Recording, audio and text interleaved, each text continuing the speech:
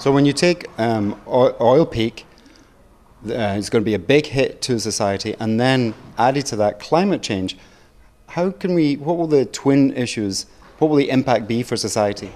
Well, climate change is a whole other thing, and I often say that compared to climate change, peak oil is a mosquito. That climate change is the really big problem. And I've been working on this issue since the early 1980s, and the more we learn, the scarier it gets. Recently there was an article published in Science magazine that talked about how the psychology of scientists who are studying this is affected. That in fact there are a lot of frightened scientists because of what they've been learning. And that each time we get a little bit farther along in appreciating the effects of climate change, the more we have to be concerned about what is the future of human beings on planet Earth. Certainly the effect of polluting our atmosphere and changing the chemical balance of our atmosphere has to be a sign that we're out of balance with the natural harmonies in which humans evolved on this planet.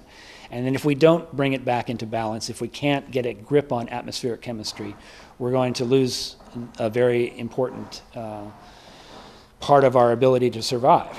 The key there is how much time do we have, what can we do, and how in fact will peak oil influence all this. A lot of people look at the peak oil issue as something that's actually going to help with climate change. Because if you're not continuing to produce oil and fossil fuels quite so much, you might actually bring down the carbon in the atmosphere.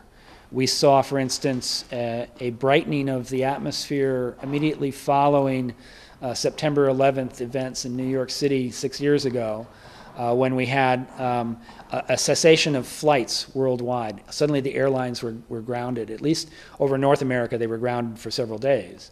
And what happened was the skies cleared, and the content of smog and so forth went down. The same kind of thing might be anticipated if we stopped pumping massive amounts of liquid fuels burned into the atmosphere. On the other hand, the danger here is that having lost our source of liquid fuels, we'll go to coal, and that will produce the same or more carbon dioxide into the atmosphere. In fact, we might go to the Alberta tar sands, we might go to some heavy crudes, and as we do that, the process of refining is so much more difficult to get to a good liquid fuel that you can put into an automobile, that you actually produce more that goes into the atmosphere, and the situation gets worse. So peak oil is not the solution to climate change necessarily. The two are actually potentially exacerbating our problems because we have to cope with both of those issues at the same time.